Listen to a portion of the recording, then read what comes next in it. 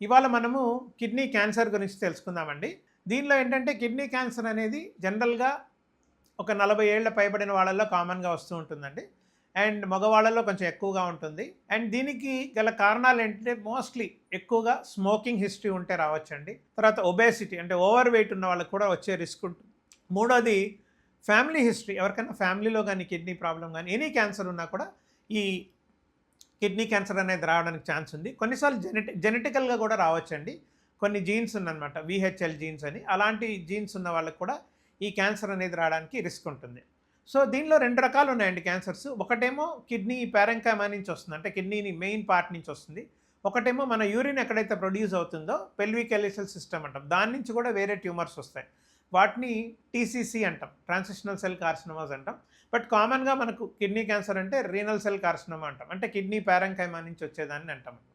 ఈ క్యాన్సర్ మనకు వచ్చిందని ఎలా తెలుసుకుంటామంటే బేసిక్‌గా ఏంటంటే దీనిలో కొన్నిసార్లు పక్కలో వాపు రావచ్చండి ఒకటి.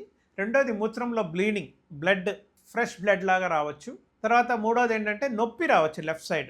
ఫ్లాంక్ పెయిన్ అంటాం. లెఫ్ట్ గాని, రైట్ గాని ఎక్కడైతే ట్యూమర్ ఉందో దానివల్ల బాగా సివియర్ పెయిన్ గాని, అక్కడ వాపులాగా రావడం స్వెల్లింగ్ గాని, లేదా బ్లీడింగ్ గాని ఈ 3 వస్తాయండి. కొద్ది మందిలో వెయిట్ లాస్ ఉండొచ్చు. అండ్ కొద్ది మందిలో ఏంటంటే ఒళ్ళు నొప్పుల్లాగా ప్రెజెంట్ అవ్వచ్చు. బీపీ కూడా పెరగచ్చు కొంతమందికి. రక్తం కూడా పెరగచ్చు. సో, ఇవన్నీ కూడా ఇండైరెక్ట్‌గా మనకు తెలుస్తుందనమాట. బ్లడ్‌లో కాల్షియం అనేది పెరగచ్చు కొంతమందికి. సో, ఇవన్నీ కూడా మనకు కిడ్నీ క్యాన్సర్ ఉందని తెలుసుకోవడానికి ఒక లక్షణాలండి. బట్ జనరల్‌గా ఏంటంటే ఈ లక్షణాలన్నీ కూడా లాస్ట్ స్టేజెస్‌లో డెవలప్ అవుతాయి కాబట్టి మనం ముందుగానే డౌట్ ఉన్నప్పుడు, ఫ్యామిలీ హిస్టరీ ఉన్నప్పుడు మనం ఫ్రీక్వెంట్‌గా కిడ్నీ చెకప్ అనేది చేయించుకోవడం చాలా ఇంపార్టెంట్. పర్టిక్యులర్‌గా 40 ఏళ్ల పైబడిన వాళ్ళందరూ కూడా తప్పకుండా ఈ టెస్ట్‌లు అనేవి రెగ్యులర్‌గా చేయించుకోవాలండి. తర్వాత కిడ్నీ క్యాన్సర్ ఈ లక్షణాలు వచ్చినప్పుడు మనం దానికి కన్ఫర్మేషన్‌కి అంటే మనం ధృవీకరించాలి ఇది కిడ్నీ క్యాన్సరా కాదా అని తెలుసుకోవడానికి ఏం చేయాలి? ఫస్ట్ అండ్ ఫార్మోస్ట్ ఏంటంటే ఫస్ట్ కిడ్నీ ఫంక్షన్ టెస్ట్ చేస్తామండి క్రియాటినిన్‌ని. అది చేసిన తర్వాత కాంట్రాస్ట్ ఎన్హాన్స్ సిటీ స్కాన్ అని ఉంటుందండి. సో, ఈ సిటీ స్కాన్ చేసినప్పుడు కిడ్నీది మనకు కిడ్నీలో క్యాన్సర్ ఉందా లేదా ఎట్లాంటిది అనేది మనకు ఒక ఐడియా వస్తుంది. ప్లస్ ఇది కిడ్నీ క్యాన్సర్ కిడ్నీలోనే ఉందా? కిడ్నీ నుంచి బయటికి స్ప్రెడ్ అయిందా? ఈ డిసిషన్ ఇది ఈ ఈ యొక్క ఇన్ఫర్మేషన్ కూడా మనకు ఈ కాంట్రాస్ట్ సిటీ స్కాన్‌లో తెలుస్తుంది కేయూబీలో. ఇది వచ్చిన తర్వాత ఇది మనకు బయటకి స్ప్రెడ్ అయిందా లేదా కూడా మనం తెలుసుకోవాలండి. ఎందుకంటే మేము ట్రీట్మెంట్ ఇచ్చినప్పుడు కిడ్నీకి కన్ఫైన్ అయితే క్యూర్ అనేది ఛాన్సెస్ ఉంటాయండి. కిడ్నీ నుంచి బయటకు వెళ్ళినప్పుడు chances of cure are less. So, అందుకని ఏంటంటే దీనికి పెట్ సిటీ స్కాన్ అని ఉంటుంది. హోల్ బాడీ పెట్ సిటీ స్కాన్‌ని. అది చేసి దానిలో ఇంకెక్కడన్నా కిడ్నీ నుంచి బయటికి బ్లడ్ ద్వారా వెళ్ళి ఇంకెక్కడన్నా డిపాజిట్స్ ఉన్నాయా? లంగ్స్‌లో ఉన్నాయా? బ్రెయిన్‌లో ఉందా? లేకపోతే వెనకాల పక్క రెట్రోపెరిటోనియల్ అంటాం. ఆ లింఫ్ నోడ్స్‌లో ఉందా? ఇవన్నీ కూడా మాకు ఈ పెట్ సిటీ స్కాన్‌లో తెలుస్తాయండి. సో, ఒక్కసారి మనకు ఈ డయాగ్నోసిస్ గాని కన్ఫర్మ్ అయితే ఇది డెఫినిట్‌గా కిడ్నీ క్యాన్సర్ అని. సో, దానికి ఓన్లీ ట్రీట్మెంట్ ఈజ్ సర్జరీ అండి మెయిన్‌గా. క్యూర్ ఇవ్వాలి అంటే స్టేజ్ 1 అండ్ స్టేజ్ 2 అయితే తప్పకుండా మనం క్యూర్ ఇవ్వడానికి ఛాన్స్ ఉంటుందండి.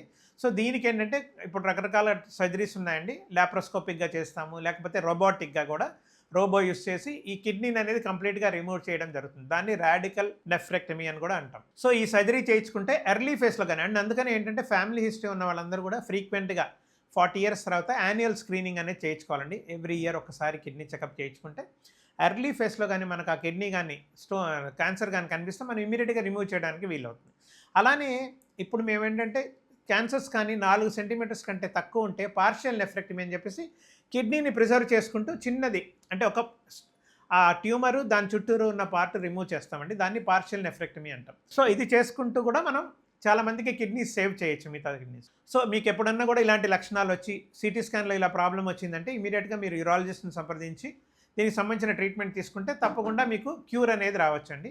అలానే ఇది స్టేజ్ దాటి స్టేజ్ 3, స్టేజ్ 4లో ఏంటంటే కొన్ని కీమోథెరపీస్ అని, ఇమ్యునోథెరపీస్ అని ట్రీట్మెంట్స్ ఉన్నాయండి. అవి కూడా ఇవ్వచ్చు. కానీ మనం ఓన్లీ లైఫ్ కొద్ది రోజులు ప్రొలాంగ్ చేయగలుగుతాం 1-2 ఇయర్స్.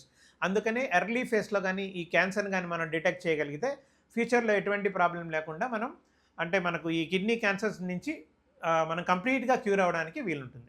ఇది కాకుండా మీకు ఇందాక చెప్పినట్టు కలెక్టింగ్ సిస్టమ్ అంటే యూరిన్ ప్రొడ్యూస్ అయ్యే అక్కడి నుంచి వచ్చేదాన్ని ట్రాన్సిషన్ సెల్ కార్సినోమా అంటాం. ఈ ట్రాన్సిషన్ కార్సినోమా అనేది చాలా రేర్‌గా ఉంటుందండి. అంత కామన్ కాదు. బట్ ఒక 10% ఆఫ్ కేసెస్‌లో ఈ క్యాన్సర్ రావచ్చండి. దీన్ని డిటెక్ట్ చేయడం చాలా కష్టం. దీనిలో ఏంటంటే మూత్రంలో కంటిన్యూస్‌గా బ్లీడింగ్ అనేది వెళ్తూ ఉంటుంది. సో, అలాంటి కేసెస్‌లో ఏంటంటే కాంట్రాస్ట్ సిటీ స్కాన్ చేసి కొన్నిసార్లు ఎంఆర్ఐ స్కాన్ కూడా చేయాల్సిన అవసరం ఉంటుంది. దీనికేంటంటే మనకు కంప్లీట్‌గా రిసెక్ట్ చేయాలి అంటే నెఫ్రో ఇరిట్రెక్టమీ అంటామండి. అంటే దీనిలో కిడ్నీతో పాటు యూరిన్ ట్యూబ్‌తో అండ్ బ్లాడర్ కూడా ఒక పార్ట్ తీసేస్తాం. So, dome of the bladder కొంచెం తీస్తాం అన్నమాట. దీన్ని నెఫ్రో ఇరిట్రెక్టమీ అని కూడా అంటామండి. సో, ఇలాంటి ఆహ్, ఈ టీసీసీ క్యాన్సర్ ఉన్నవాళ్ళు అంటే పర్టిక్యులర్‌గా ఇది ఎండోథీలియల్ క్యాన్సర్ అంటాం. ఈ క్యాన్సర్ ఉన్నవాళ్ళు చాలా జాగ్రత్తగా ఉండాలండి. ఎందుకంటే ఈ క్యాన్సర్ అనేది స్ప్రెడ్ అవుతూ ఉంటుంది. సో, కిడ్నీలో వచ్చిందంటే కొన్నిసార్లు బ్లాడర్‌లో కూడా మళ్ళీ రిపీట్ అయ్యే ఛాన్సెస్ ఉంటాయి. అందుకని ఇలాంటి పేషెంట్స్‌కి ఏంటంటే ఎవ్రీ 3 మంత్స్‌కి ఒకసారి మేము సిస్టోస్కోపీ అని చేస్తాం. చేసి ఒకవేళ బ్లాడర్‌లో గాని ఏమన్నా ఆ ట్యూమర్స్ కానీ రికర్ అయ్యి బ్లాడర్‌లో గాని వస్తే దాన్ని ఎప్పటికప్పుడు రిమూవ్ చేస్తూ ఉండాలండి.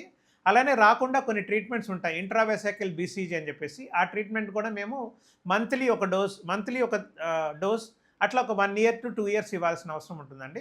సో, ఎవరికైనా కూడా ఇలాంటి ప్రాబ్లమ్ ఉన్న వాళ్ళందరూ కూడా ఇమ్మీడియట్‌గా మీరు యూరాలజిస్ట్‌ని సంప్రదించి నేను చెప్పినట్టు ఈ సీఈసీసీ స్కాన్, కేయూబీ తీసుకుంటే తప్పకుండా మనకు ఈ క్యాన్సర్స్ అనేవి రాకుండా వచ్చినా కూడా మనం ఎర్లీ ఫేస్‌లో కానీ డిటెక్ట్ చేయగలిగితే క్యూర్ ఇవ్వడానికి వీలుంటుంది. Thank you.